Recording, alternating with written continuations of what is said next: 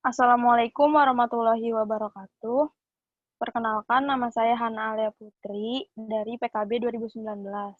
Di sini saya akan mempresentasikan tentang metode pembelajaran ceramah dari mata kuliah metode pembelajaran.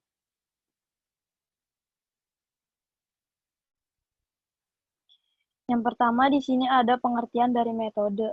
Metode adalah suatu cara yang dipergunakan untuk mencapai tujuan yang telah ditetapkan. Nah, metode pembelajaran juga bisa didefinisikan sebagai cara yang digunakan pengajar sehingga dalam menjalankan fungsinya. Nah, metode juga adalah alat untuk mencapai tujuan pembelajaran. Metode pembelajaran itu bersifat prosedural yang berisi tahapan-tahapan tertentu. Jadi, metode pembelajaran itu adalah cara yang digunakan pengajar untuk mencapai tujuan pembelajarannya.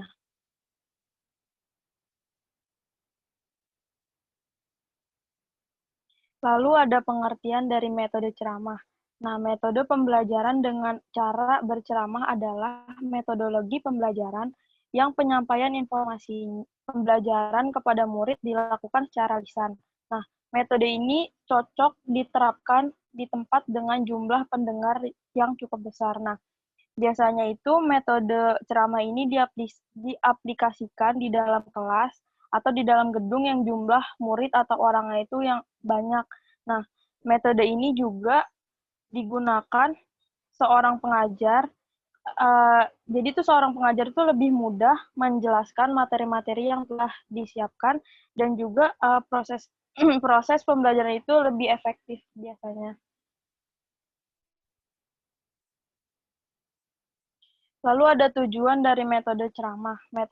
Metode ceramah itu digunakan untuk menyampaikan informasi atau materi pembelajaran. Lalu membangkitkan hasrat, minat, dan motivasi siswa untuk belajar dan memperjelas materi pembelajaran.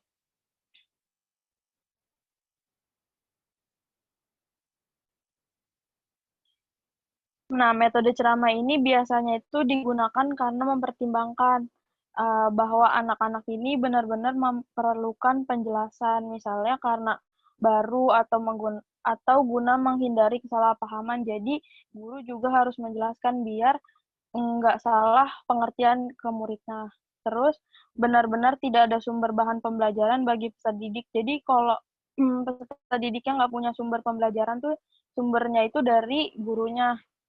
Nah, yang ketiga itu ada menghadapi peserta didik yang banyak jumlah dan bila menggunakan metode lain tuh susah buat diterapkan. Jadi ini digunakan kalau misalkan muridnya tuh banyak banget dan nggak cocok menggunakan metode lain, jadi menggunakan metode ceramah.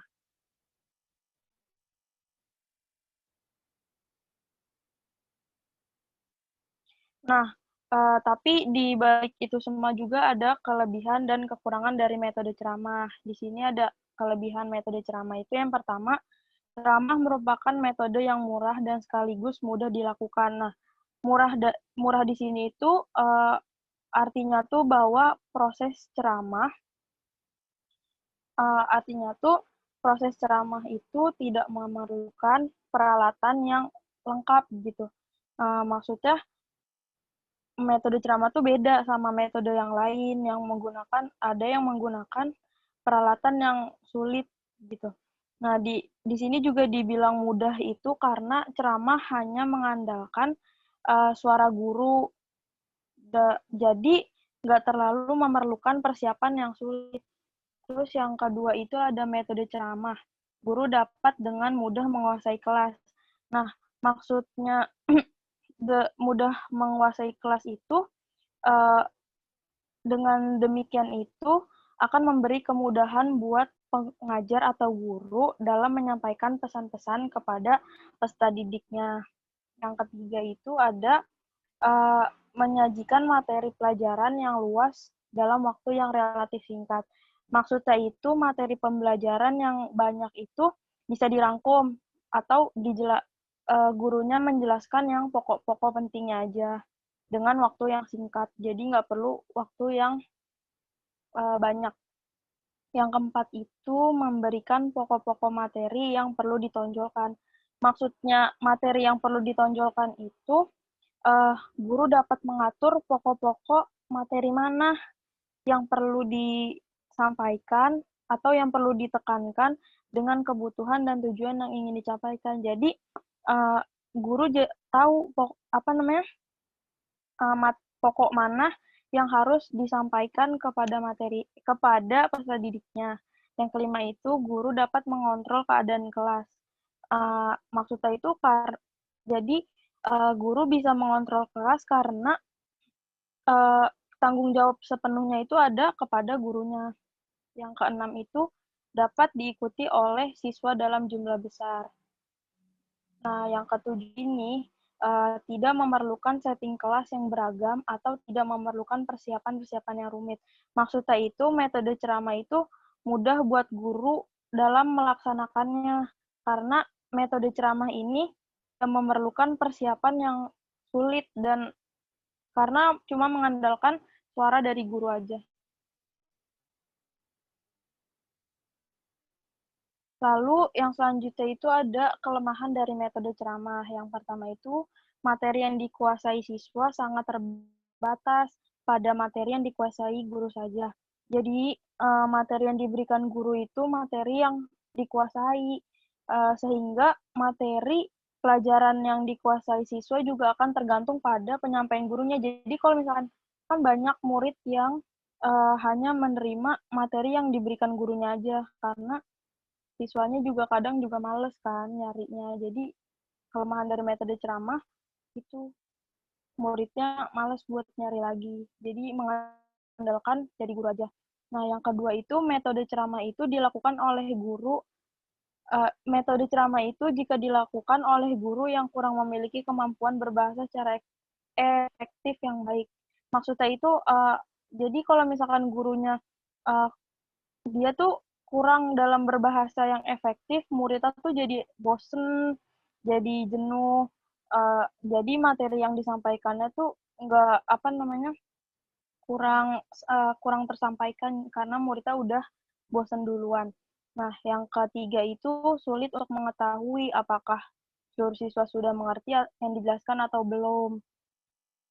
Nah, yang terakhir itu ada metode ceramah akan membawa pada suasana pembelajaran lebih pasif.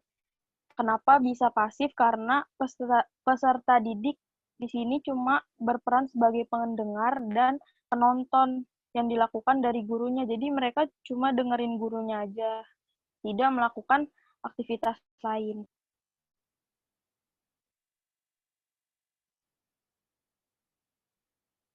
Nah, yang selanjutnya itu ada strategi metode ceramah. Langkah-langkah menggunakan metode ceramah itu, langkah pertama itu ada tahap persiapan, yaitu merumuskan tujuan yang ingin disampaikan. Jadi, guru itu merumuskan tujuan materi apa yang ingin disampaikan. Nah, yang kedua itu ada menentukan pokok-pokok materi yang akan diceramahkan. Jadi, sebelum melakukan penyampaian materi itu, guru harus menentukan pokok materi apa aja yang bakal diceramahkan.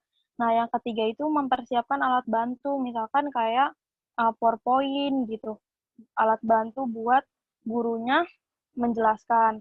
Nah, di langkah kedua itu ada tahap pelaksanaan.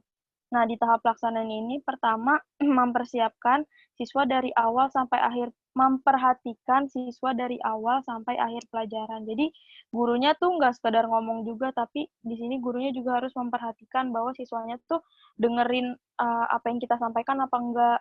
Nah, yang kedua itu ada menyajikan pembelajaran secara sistematis.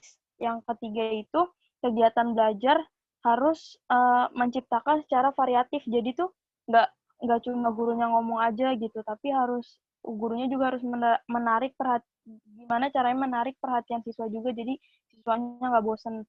Nah, yang keempat itu ada memberi pelajaran ulangan kepada siswa. Nah, maksudnya memberi pelajaran ulangan itu biar gurunya tuh tahu seberapa jauh siswa menangkap metode ceramah ini di dalam pembelajaran.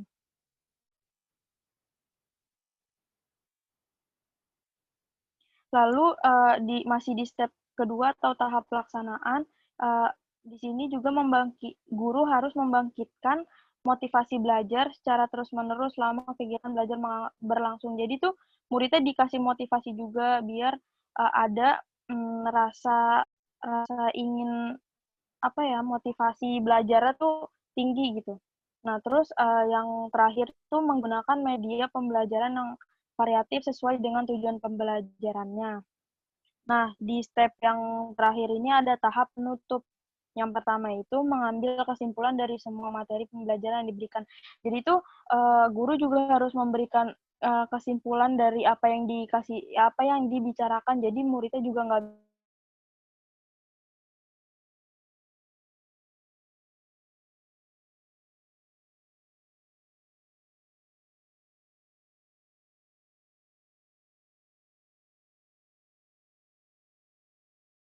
yang diberikan sama gurunya juga, tapi siswanya juga bisa menanggapi materi yang udah dikasih sama gurunya.